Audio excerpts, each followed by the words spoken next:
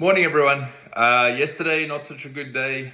I don't know, must have eaten something weird or something like that. But anyway, managed to get some work in, a youth session yesterday afternoon, and we also just did one today.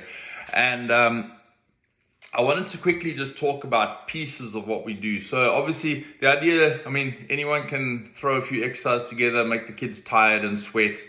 But as I've always told everybody, ultimately we're trying to, number one, reduce risk of injury. So these kids are coming straight out of a vacation and now they're going to go and play volleyball and whatever sport it is. And then your risks for things like shin splints, which again is a blanket statement for stuff that happens obviously in the shin. There's a bunch of different causes, but shin splints, shoulder problems for volleyball players, lower back, knees, Osgood-Schlatter's, all that type of stuff.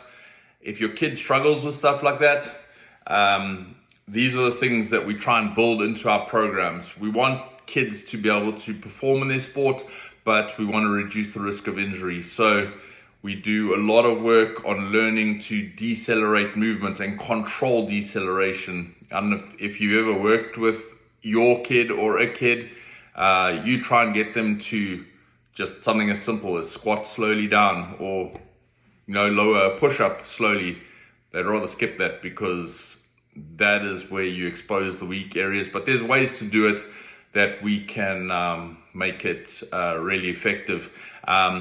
Things like even skipping rope is great for preparing the lower legs again, or to reduce risk of things like shin splints, ankle issues, things like that.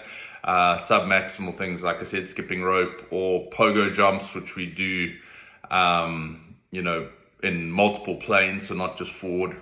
We go backwards, sideways, and rotate, are really good for that type of thing. So ultimately what we want to do is make sure that risk for injury is as low as possible. You can't guarantee someone won't get injured, but if they're getting injured because they're exposing tissue or muscles to something that's just too much load that their body's not used to, that's where, in the initial stages of the season, and obviously as the season goes on and fatigue picks up, where those risk for injuries increase a lot.